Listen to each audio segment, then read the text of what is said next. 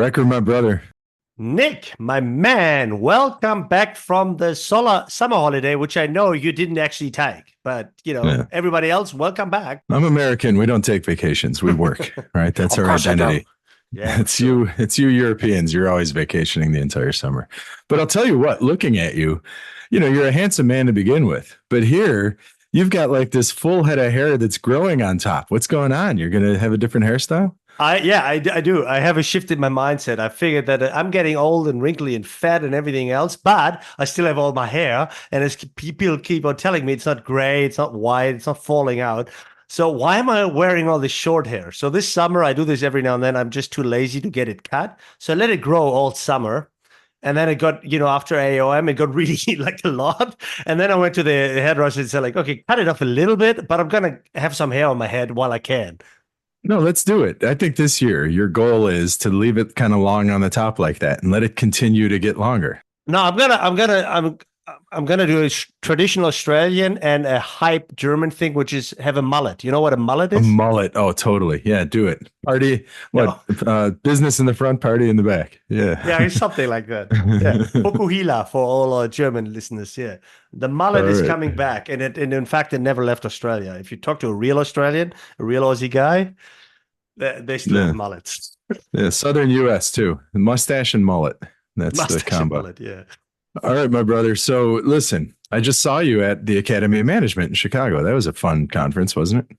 It was a fun conference, and it was remarkable because, as you know, it was my first ever, right? I've never been. And I told you at the beginning of the year, this year, I'm going to give it a shot at the expense of ICES, which I'm still unsure. Like, I still want to go, to be honest. So I might still do this. But anyway, so the plan was to go to AUM, and it started poorly with logistics and connections and stuff like this. And I arrived being disgruntled. I was like, this is not worth it, blah, blah, blah. But I have to say, honestly, Laura asked me, like, how was it? I was like, well, that's probably been the best conference I've ever been to. That's cool. AOM is pretty damn good for all the reasons everybody says it is. But I have to say, I stand corrected. It was very, very good on many levels. Yeah. Well, and you said Laura, and that's your wife, your beautiful wife, Laura. And here's the deal. You have 3 little kids and a wife who works and is busy. And it's like, you whenever you travel, you have to abandon your family, right? So you have to seriously consider these traveling engagements, right? Well, it's just a phase of life where you can't go to every opportunity and certainly not to every conference. So I do have to make a very conscious choice. And right now, at the moment, it's kind of like one a year, to be honest. So I actually thought quite deeply about this. And as I said, this year I settled on AOM because I did want to try it out. I had papers there before, was technically speaking involved in PDWs before, but was never there. And this was the first time I was there. And I actually packed my program full of things that I was involved in, you know, when I submitted and so on. What can I say? It was very good. I mean, the biggest downside is in the middle of summer school holiday, right? So my wife literally had to take off work so I can go, right? So that's a big downer. Because ISIS or the other ones are actually during school time. So the kids go to school, my wife goes to work, and nothing much happens. But this is really, she took a week off. So I can go and hang out with my buddies. Yeah. But, to be honest, it was inspiring, very energized. It was perfect for me to come back because I really feel like, all right, let's do it. Let's get cracking. Let's do some work. Yeah. So I'm the division chair this coming year for CTO, which is the communications and digital technology and organizing. It's the IS and data science and all things. I would say all things AI, except for that every single division in the academy, the only thing they were talking about was AI in its various ways. I heard someone say there were 500 papers or something, 500 entries in the program related to AI. I remember, I went to one in strategy, and it's a much larger division, and there were 400 people in the room. It was standing room only, 400 people, everyone listening to exactly the same thing that we are doing, right? When we talk about AI. Not as good, though. Yeah.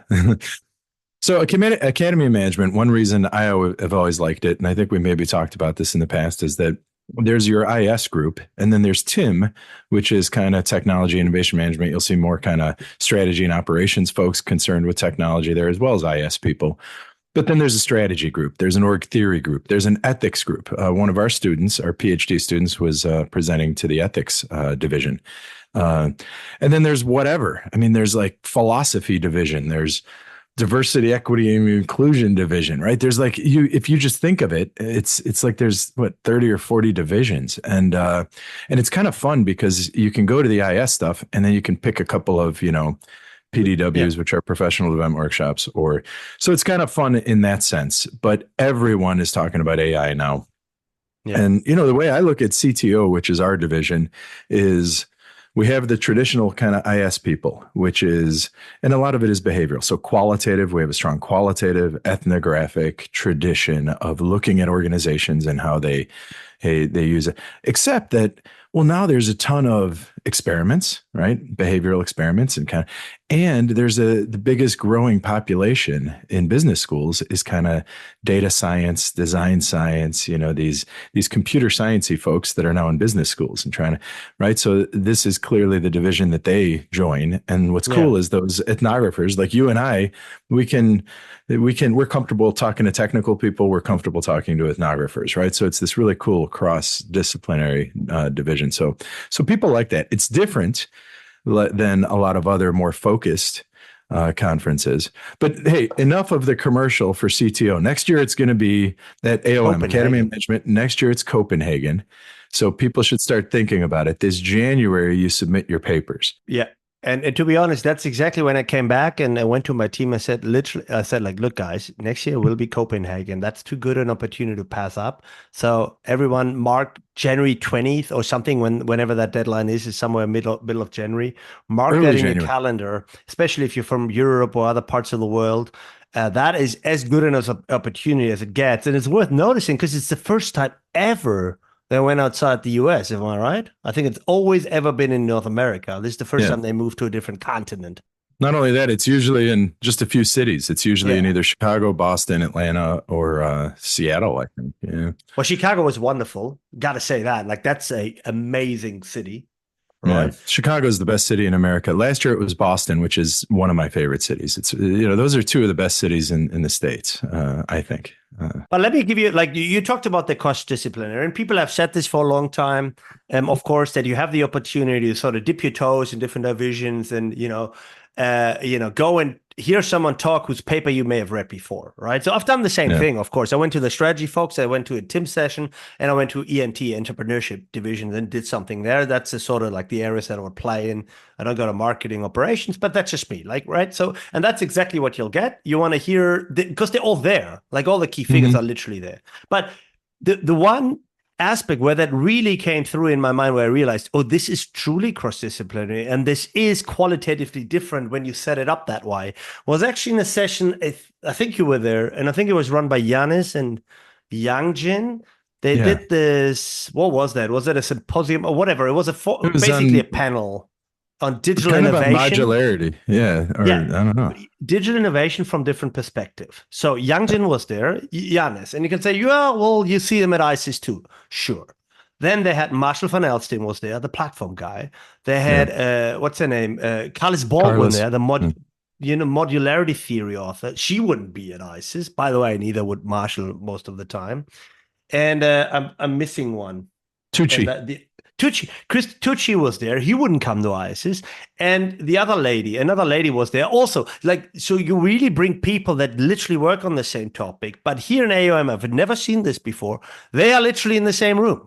And they literally talk to one another. And you have a little bit of a debate between these different viewpoints of, architecture versus data versus whatever, externalities and whatever points they're trying to push. And I said afterwards to Yanis, I said, I really enjoyed this. And the biggest downside of that session was that it was just a 1.5 hour session like everybody else's session, right? So if I present my paper, I get the same amount of time. Then you have these 6 people that literally were in the same room together for the first time.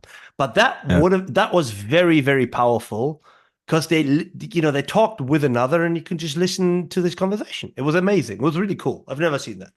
Yeah. Well, that's AOM every time. There have been sessions I've been part of. You have famous strategy people. You have like even this time I was in a session with James Evans from University of Chicago. He's one of your biggest, and he was up there presenting.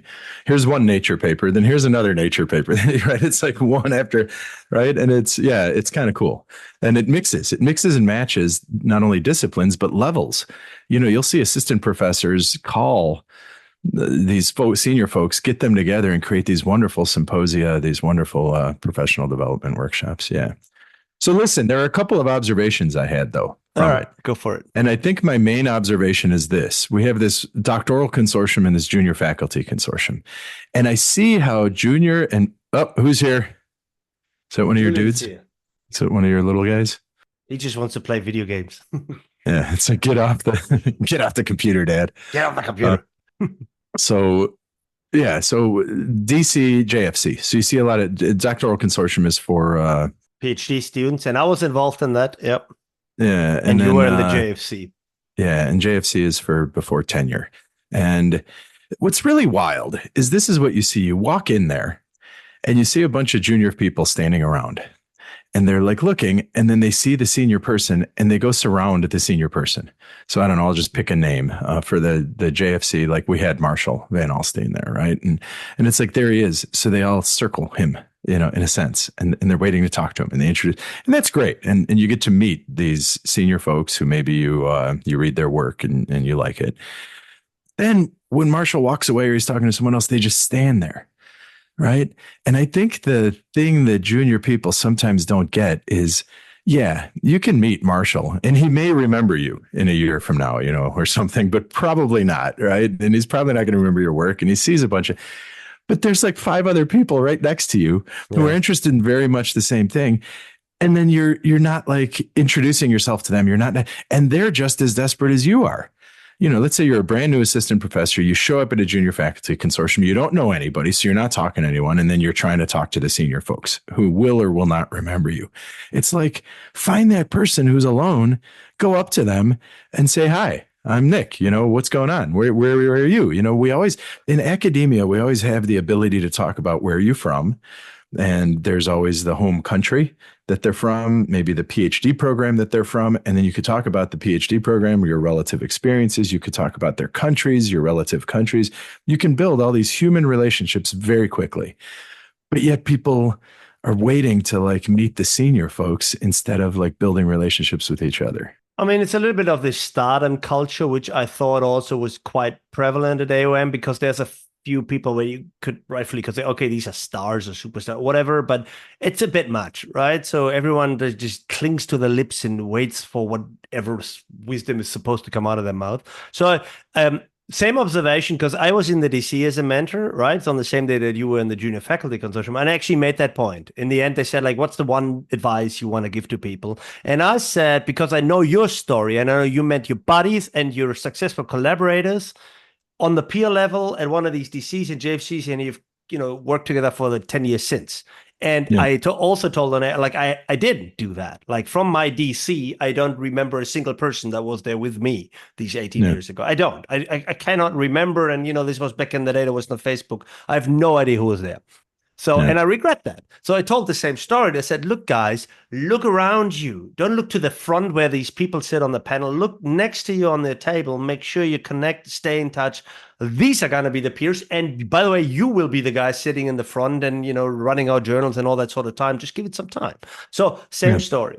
2 more observations about the DC. One thing I liked and one thing I didn't like. What I loved very, very much, and to the point that I felt compelled to write an email to AIS afterwards to make sure we do the same thing in the ISIS and ISIS and whatever else. Is in the DC, they basically now, by default, include a session on research ethics. Now, this is not that they're saying you need to talk to these students about ethics. Now, they bring a guy from the AOM Central Ethics something committee, and he comes in and talks about some very standard ethics, like publishing ethics, co-author, or when is someone supposed to be an author or not, classic stuff. And he comes in and does that for free, and he runs around to every division and does that in the junior, in the sort of like in the DCs, the doctoral consortia. And this is a guy, he has a set of training slides. He's very good in facilitating this session, moderating it. It was very good. A. B, of the 40 students, 35 of them literally had heard that for the first time. 35 of the 40 came out of my supervisor is on every paper because he's my supervisor. I have the guy that provided some funding, so he's on the paper. And everyone has these situations where actually, technically speaking, the co-authorship situations that they're in are not really in line with the policies and guidelines, which they've never heard of. Right. Yeah. So it was really like a learning experience for many of them. And I was like, why don't we do this all the time? Why don't we should train the German advisors about ethics, right? And how to not put your name on the paper when you didn't do any of the work. Well, stuff like that, right? So everyone had that situation. Everyone nodded their head. I was in the situation. I was in the situation. So there's a bunch of guys that run around. They have a standard set of training materials, and they come around and spend half an hour talking to our next generation. I loved it. Why don't we do this? We have an ethics committee in AIS. So I wrote an email to the AIS saying, like, next ICES in the DC, let's just make sure we do the same thing. And if you need someone to put their hand up, I'll put my hand up. I'm not the best guy for this, but let's just do that. What a beautiful thing to do. So that's the first, the great impression. The negative impression, I will have to say this, the DC, and I understand this to be the same about all the AOM DCs, regardless of division, they're not as good as the one you would get at ICES, for example. Okay. And a simple reason for that is the ICES is over a couple of days, usually 2 days, 2.5 days. This one was more or less 3/4 of 1 day. And you still try to squeeze the same thing, which is a little bit of feedback for the research program, every single one. Then usually like a career panel, then this panel and that panel. Effectively, every student got 10 minutes of attention. And this is different in some of the AIS, like the ICES and the ICES where you have 3 days together and you spend half a day on your project and then half it, like you have more time. I think that's the main difference. So you actually get more feedback. I talked to a lot of people that were in different divisions that went to the different DCs, and they all say the same thing. And I would agree. Like we had 2 round tables and they each were an hour. And in my round table, there were 7 people. That's like 7.5 minutes per participant. It's not a lot, because there was just not enough time, I think. Well, I think we need more mentors and maybe a little more time, but I think you're right. But at the same time, you have to realize, yes, you need more than 10 minutes of feedback. Absolutely. But you don't need a whole morning. That's too much. No one wants to pay attention to your research for a whole morning. I think somewhere in the neighborhood of 20 minutes to a half hour, if you can get that much attention on your research, that's good enough. You should have advisors. You should have a committee, right? It's the job of the DC for you to meet. As far as I'm concerned, when you're at one of these roundtables, it's less about getting feedback on your research, because I think the journals do that. Your advisor should do that. Not everybody's at the same level, right? Some people come in with elite level research and they're in their 4th, 5th year. Others are fairly early. Maybe they're not they don't have the best training necessarily. So there's a lot of variance, I think, in students and their ability. I think it's less about actually getting useful feedback. Hopefully you get a little bit of that.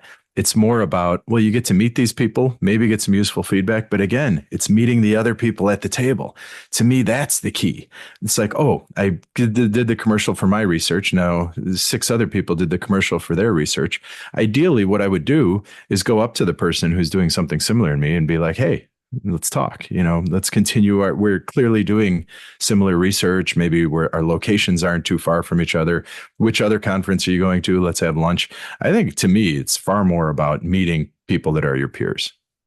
Yeah. And as I said, like, that's the one part that I wasn't very good and may still not be good at. Like, to be honest, like, I get it, and meeting peers, that holds for every age group, I suppose.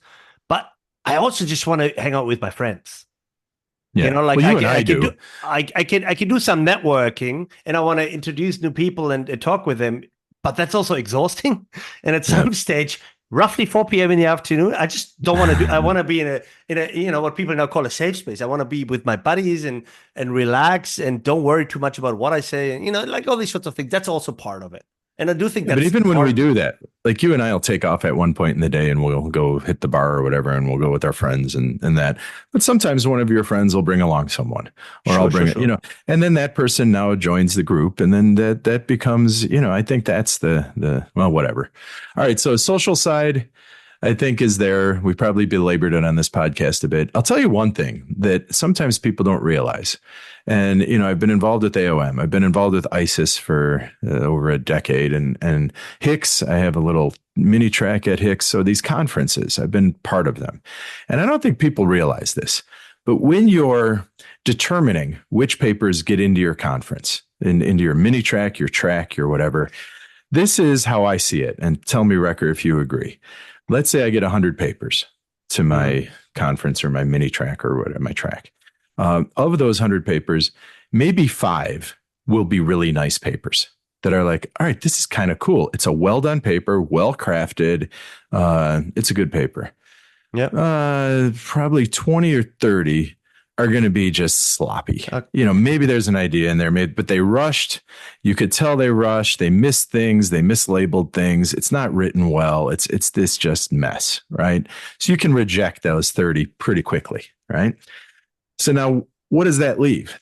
Somewhere in the neighborhood of 60 to 70 papers. The bulk of your papers are actually, there's some care, there's some research, they're well written enough, but they're not particularly exciting. They're not really well polished. They're not awesome. So it's like somewhere in the middle of the research process. So here you have the bulk of the papers fit this. And now from that, you have to determine which ones get into the conference, which ones don't make it into the conference, right? From all of those that, of course you can reject every single one, and you could probably accept every single one without embarrassing your mini track and it would be fine. So how do you draw the line? How do you determine when there are 2 papers, which one gets into the conference, which one stays out? So that's my question to you. How do you, as a track chair or whatever, make that decision? Number 1, and number 2, do you like my sorting? I think the sorting is spot on. It's probably more like 50 bad ones, 40 okay-ish, whatever. Forget them in the moment you see them, and then 5 very nice ones that you'll later. But the 5 very nice ones you'll later see in a much better version in the journal. So you sort of skip them off the list. So the 50 bad ones are the other ones. The other ones are kind of like the saddest ones. They're sort of like okay enough, but they're not really exciting. They're sad for 2 reasons. First of all, they usually don't make for an exciting presentation. Second of all, very often you never hear of them again. Yeah. These are the ones that make it to the conference and give people a ticket, which is fine, by the way. But that's about it. Like people don't follow up on their research. And that's kind of sad because even if you do go there and give them feedback, it's always with a thought in there. They're not going to do anything anyway. They got so this is kind of like the sad bunch. The middle bunch is the sad bunch. The poor research is poor research. What are you going to do about it? The other ones, you'll hear about it. And the middle one, they take up actually the space. And why I'm talking about this is that's why I very rarely go to a paper session.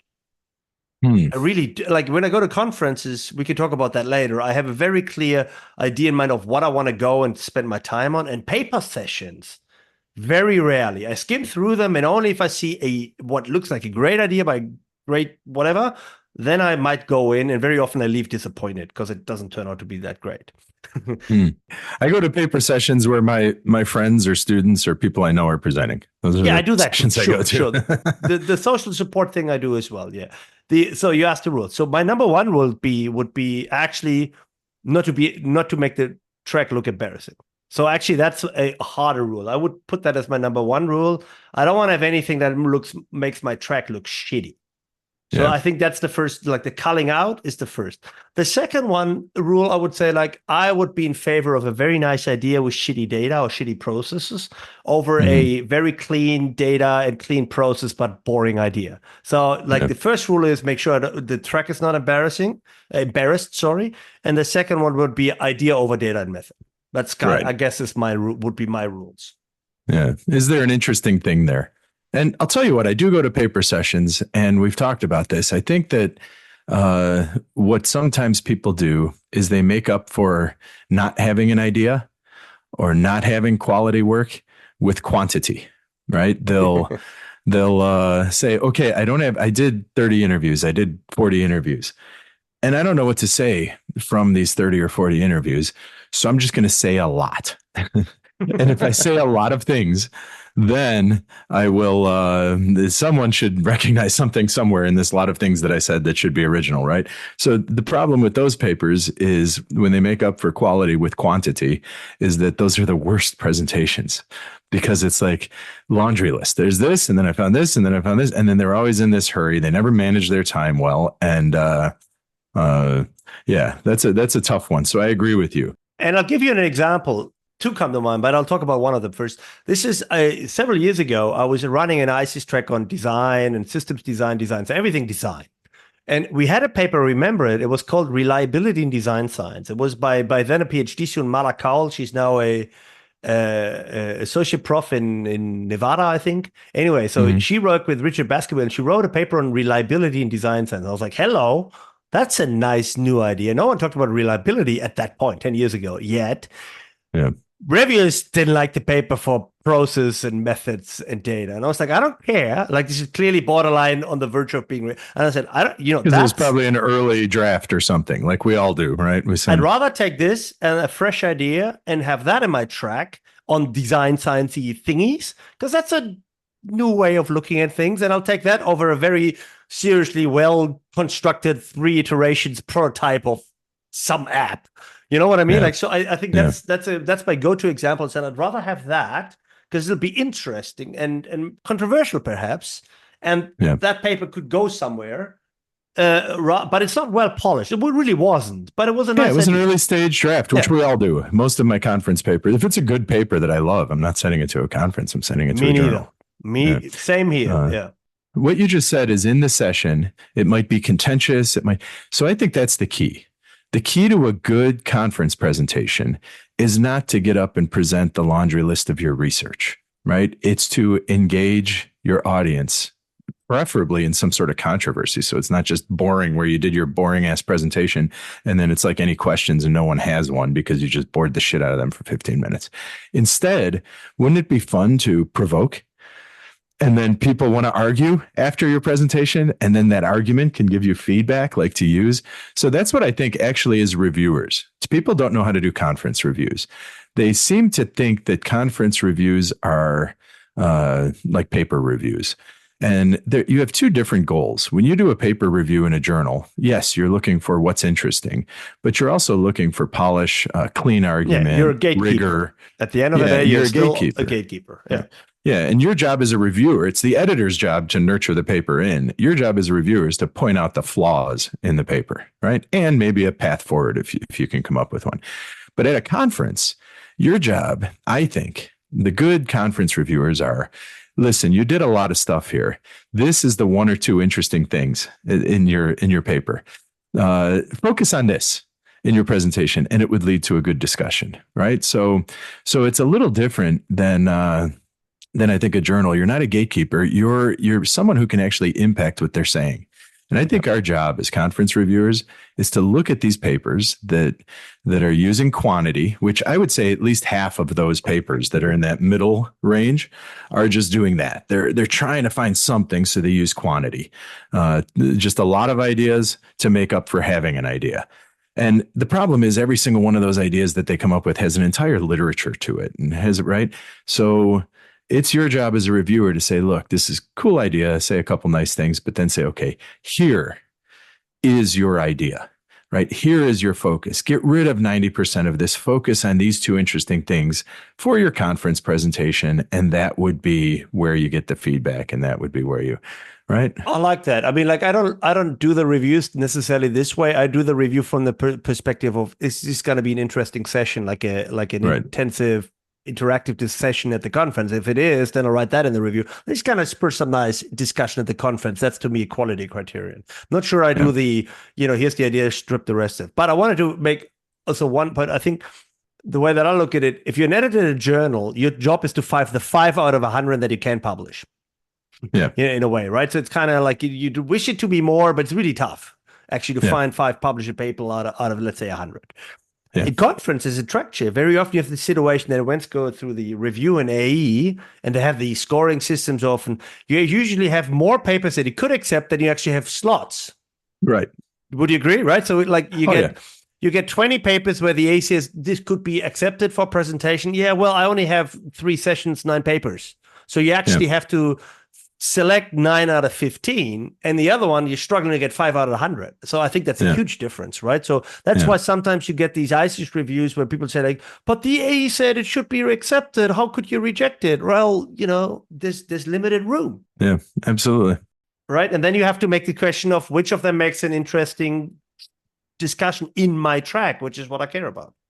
Yeah, we just did that at Hicks. Hicks acceptances went out, and that's the tough part. It's like, all right, after we accepted the couple that are great and rejected the ones that aren't, then now we have a bunch, and we have a strict limit as to what we can accept. So you have to make those hard decisions. And usually it's about interesting. If there's something there, even if it's not as rigorous, in conferences, I err on the side of interestingness. And then, of course, in journals, you require, table stakes is rigor. But sometimes in a conference, you can get away with maybe, and it sounds awful, but a little less rigor if you have a good idea. Exactly what you said. Right. So and I said this a couple of times. I think I really think like ideas, if you want to focus on one thing, ideas are really what sell, even in the journals, like how hard it is to find a paper with a truly original idea. And whether that's an hypothesis or, like a pattern or what, I don't care. But finding a truly original idea, you come across them very rarely. And of course, you have very original ideas very rarely yourself. That also goes without saying. Well, and you might actually be asking for a lot. When you say an original idea, chances are none of us have ever come up with original ideas that are actually original to the world. But, and here again, my answer to this, whenever you need to, we're supposed to move knowledge forward. We're supposed to come up with contributions. So moving knowledge forward, you have to understand existing knowledge. When you're contributing to something. So for me, that's a existing academic discourse. So you have to understand the appropriate discourse, and then you have to contribute to it. And that's what's interesting. And so many of these papers, especially, they'll say, I'm doing digital innovation. They broadly touch a couple digital innovation papers and say, and then they go do a study and they say, okay, this is something about human motivation for digital, right? It's like their study has nothing to do with this very broad lit review they did. And then they come up with some conclusion that others have said millions of times, right? But you seem to equate like original with like big, with substantive. I just literally just meant like a new idea, a different idea, and that doesn't have to be a big thing. It could be a small new increment that you add to some theory that no one has thought of. It's still novel. It's still original. It's not, But my argument is it's never new. Chances are, whatever that idea you have, someone had it in some other context, in some other, right? You never had a new idea. I never had a new idea. What we do is make new combinations of existing ideas for particular contexts. And sometimes sometimes we even translate other people's ideas into a new domain, into a new context. Which is all you have. Which is fine. And I don't have a problem with that. But that's all we have, Wrecker. Yeah. That's it. That's the best you can do because there is no such thing as a new idea. Right. Then and abstract it up enough. It's been said a million times. Anything you've said, I've said, anyone has said. So the question is, if there's an existing discourse, does it move that discourse forward? Right. Because if you're thinking this is something new to the world, that doesn't exist. Right. You think there is? I don't know, but I'm certainly won't be the guy to find it if there is one. I don't know. Yeah. And to me, this is so irrelevant.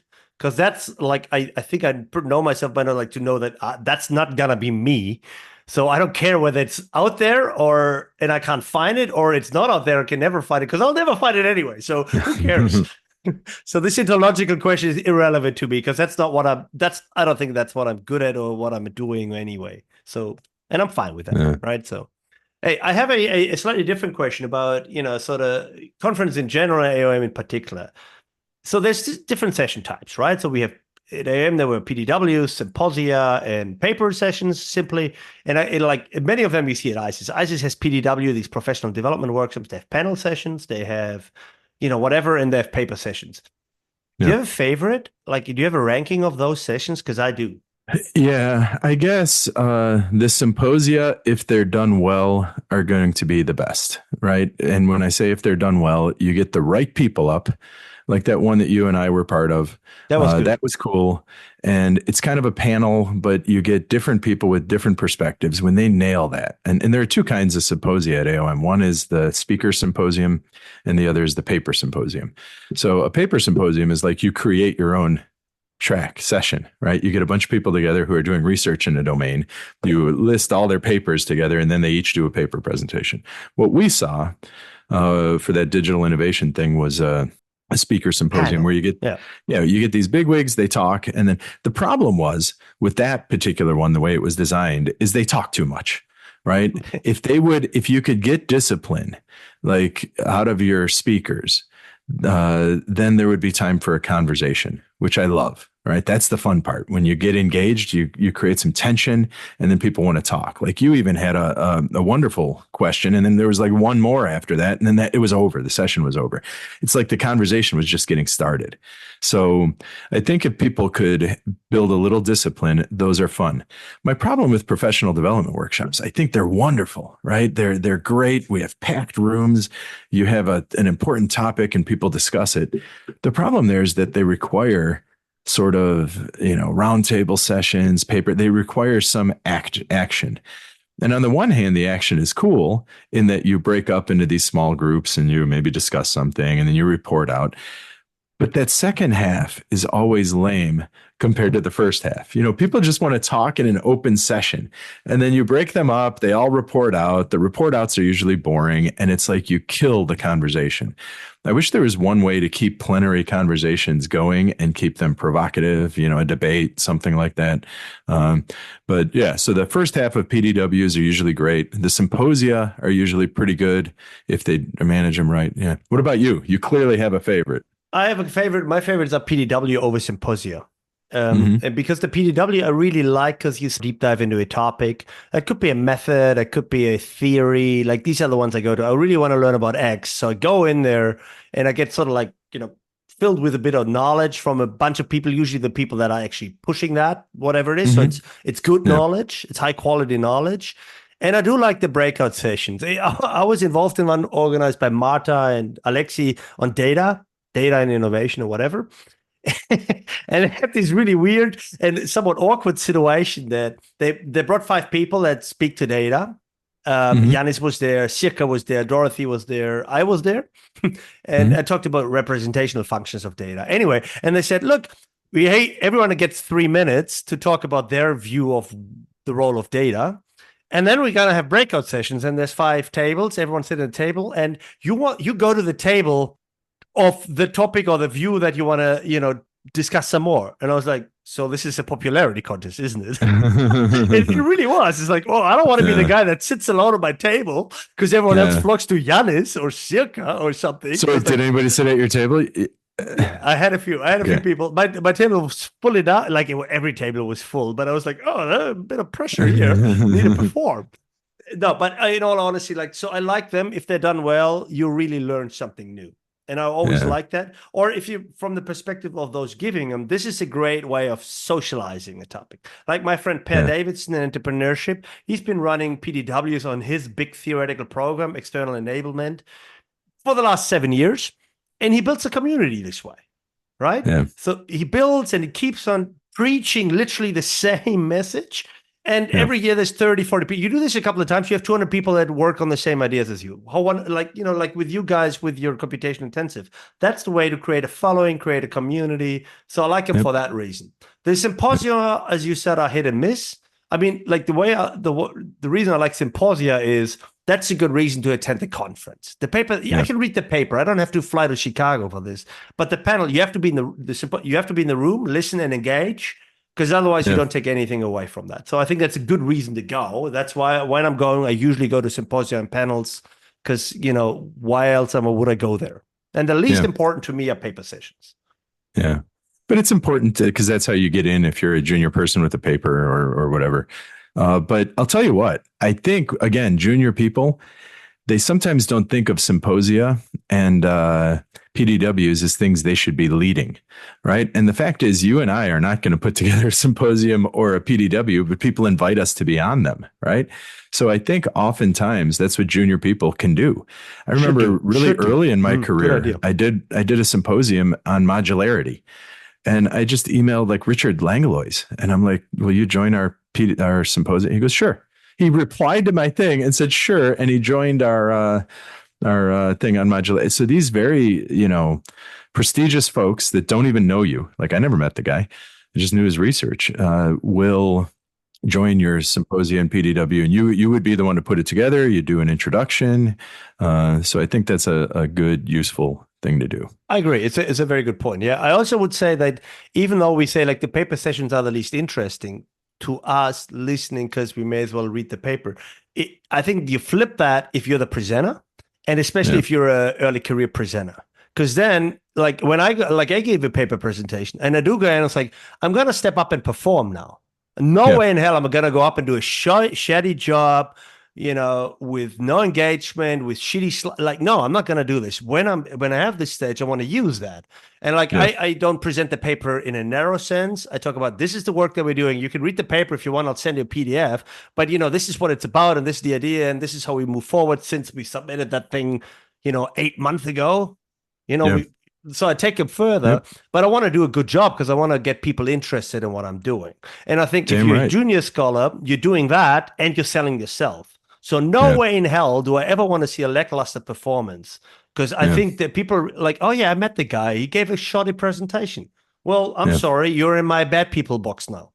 Yeah, seriously. Yeah, you're right. And conference presentations are awful because people think that they need to actually present their papers, right? And the idea is, sure, present your paper, but do so in an interesting way and don't give us all the boring details. And again, if you're one of those people that substitutes quantity for content, and you have a framework, and that framework has 12 boxes, or you did your little Goya framework, and that Goya framework has 15 processes that roll up to 4 categories, right? If that's what you're doing, you have a ton of stuff, and you're going to present it all in a conference presentation, you are guaranteeing that it's going to be a boring as hell conference presentation, right? That no one in the audience is going to follow everything you're saying or be interested, right? So and I'm being harsh, but it's totally true. It's totally true. When those quantity papers, I just can't, meaning there's a lot of stuff rather than anything. So what I would do if you wrote that paper where you substituted quantity of stuff for content, I would pick a couple of things and I would just tell that story, right? You have to say, and it's not what you did, it's what you found, right? We've talked about this, but get up, tell a story, set it up in the real world, entertain us, make eye contact, don't look at your slides, tell us stories, tell us about your research, tell us a couple of key findings, elaborate on those couple of key findings, why it's important, gloss over stuff that no one wants to hear about. And if you finish short, if you get 15 minutes and you finish in 12 minutes, no one's complaining because everybody else in the damn session went over and they're doing whatever. And, they're saying, so if you don't use up your whole time, that's okay. No one's mad at you. They're actually happy that you were concise. Right? So the top 3 useless slides see the conference presentations. Number 1, implications for practice. No one in the audience wants to hear about them. And even if they can ask a bloody question, saying, I'm sorry, does this have any implications for practice? Like, this is a slide you could delete without thinking about it. Always. So that's number 1. Second most useless slide is, here's my agenda for today. Yeah, everyone knows what everyone also knows what the structure of a paper is. Like, you don't need to say that you need to tell us a story. Just tell us a story. You don't need an agenda. That's like horrible. I agree with you 100%. No, number 3, and I'm not sure, I have 2 candidates for number 3. First of all is background literature. I don't care. I don't care. Or it's the either the Goya data structure if you're a qual person, or that big regression table where it says somewhere, oh, this is the chi-square over degrees of freedom. I don't care. I don't care. I trust that your results will be, meeting whatever standards. Otherwise, we wouldn't be here. Here's where we disagree. Here's where we disagree a little bit. I agree with you that if you spend a bunch of time with a bunch of numbers that no one can see, that's a problem with your regression. I also agree that if you just have related literature and you bore us with a bunch of literature, that's a problem. But if you're telling a story And the appropriate literature is part of your story. Like existing knowledge says A, B, and C. And then at the bottom of your slide, you show the references so people know. Then yes, of course, you should talk about who you're conversing with.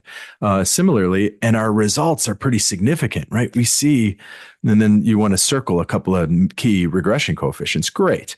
So I think you can have both, but only if it fits the arc of the story, not if you're going to give us the laundry list and bore the crap out of us. But I'll tell you my number one problem with, so I agree with everything you said, but my number one problem is this. At the end of a conference presentation, they have a slide that says questions, question mark, or something like that, right? Yeah. And they've just bored the shit out of you for 15 minutes, 20 minutes. They had 15 minutes, but they went 20 because they couldn't plan their time. And they just bored everyone with this, and no one can follow what they're saying because it's just too many concepts and no one has that kind of energy. They did not entertain us. And then they end with questions, and then the room is silent because everybody just wants them to sit down. It's like you just bored the shit out of an entire room. No one has a question for you, right? So two things with that. The first is, we, as kind human beings, should always have a question. We should give the gift of a question to the presenter. Find something that it is all interesting and all part of it, and always take it upon yourself to give the poor PhD student the gift of a question. They just presented their heart out. Sure, maybe they weren't exciting, but give them a question, and that's a gift, and get them thinking, and try and be a little provocative, try and be a little fun. Don't just criticize, but try and be clever. And then that's something you can do in the audience. And I think too often people just let the people sit up there. They just presented their heart out. They don't know any better, and give them a question. So that's what number one suggestion is: give them the gift. Number two suggestion is, if you're the presenter, maybe end on a high note. So I always think you do it like this. You say, so what I did, you give a little recap, and then you end with a dramatic. So what I just told you is, or what we just talked about is, existing literature says A. We point out that A might not work in all the situations. And this is incredibly important because it questions the very foundations of our knowledge. Thank you. Right. I ended up on a high note, as if I'm doing a real presentation. And then I just concluded with two words. And those two words were thank you. And you could almost imagine you drop the mic and you walk off. Okay. You drop the mic, you ended on a crescendo, and you use two words. And those two words are thank you. And then just go sit down. And then they'll have to call you back up. They'll have to call you back. Stop, and say, we have Nick, questions. we have questions. And then there's going to be some horrible. Did you consider technology acceptance model? No, not the questions, but the person running the session. It's going to be some horrible person who's like, do we have any questions? Any questions for Wrecker? Questions? No questions? And then, No, this is what I wanted to say is it's a little bit sad because it's a systemic issue, right? So if you're being a session chair, they send you an email with instructions. The instructions always tell you, please make sure that at least you have 3 questions prepared. So everyone's already anticipating that no one's going to ask a question. That's kind of sad, isn't it? Yeah. Right. So that we have to do that because otherwise the entire session is pointless. So I don't do either of these two things. I don't end with a question mark. I don't end on a high crescendo and mic drop. I have my last slide is always the image of our podcast. And say like, hey, by the way, go and listen to this podcast. Oh, do you really? Yeah. Oh, I should do that. I don't do that. No, but you're right. Session chairs, it's their job. Right, to ask a question. I think they should have just a clarification, something to get things moving, and ideally to provoke. Right. We're academics. We love to hear our own voices. Right. So people love to talk if you give them an inspiration to talk. So say something controversial. Is this design? So ask the presenter, but this design science, is it really science?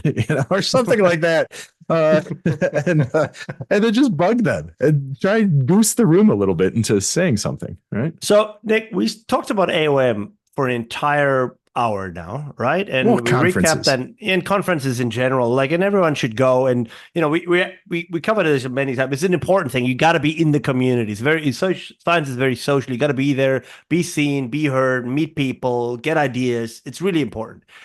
Again, what you haven't done is you haven't told the story of how I blew your mind intellectually and physically repeatedly over these couple of All right. days. So the listeners in the US, everyone knows what cornhole is, but in Europe and the rest of the world, maybe they don't know. It's like you take this board and it's at an angle and it's got a hole in it. And you stand, I don't know, what, 20, 15 meters away, 10 meters away, yards, and you throw these little bags, these bean bags, into the hole on the board.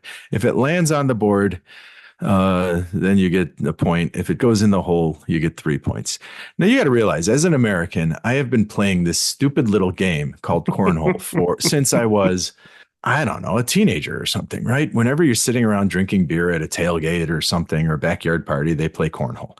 So I've never been particularly good at it. I'm not bad. I'm whatever. I'm a typical dude playing cornhole. Wrecker has never played this game before in his life. We go to play cornhole. He beat me so bad. And then it's like, because he's a basketball player, he's coordinated, right? And he's never played before. He was beating me so bad. It was shameful. We didn't even finish the first game. And then at one point, he's like, you're supposed to pitch it underhand into the hole. At one point, he's like, I'll just do a basketball shot from whatever, 10 meters away, overhand basketball shot goes arcing high in the air, lands right in the damn hole of the thing. And that's when it's like, all right, forget it. We're going back to the bench and we're going to have our beer and forget this. And the really sad part of the story is that's what he remembers, that I could throw a sack into a hole very, very well. Like all the intellectual contributions over these 5 days. Again, no one, yeah, exactly. No one remembers those. But thank you. That was actually when you're coordinated, right? When you're an actual athlete, it doesn't matter which sport, just do it. And So, people, this was the opener to our 9th or 10th, like I don't know, like a lot of seasons, 8 seasons. So we're back. Is it really? Yeah, I think so. Yeah, usual dose every 2 weeks. You'll hear from us. We'll get some guests. We'll get some guests back on. Sometimes it's just the 2 of us. Sometimes we'll bring some guests on. We'll vary our topics. We're very, like serious preparation with just running our mouth as usual. And if you have any comments as usual, let us know. And we're back. That's it. All right, my brother. See you next time. See ya.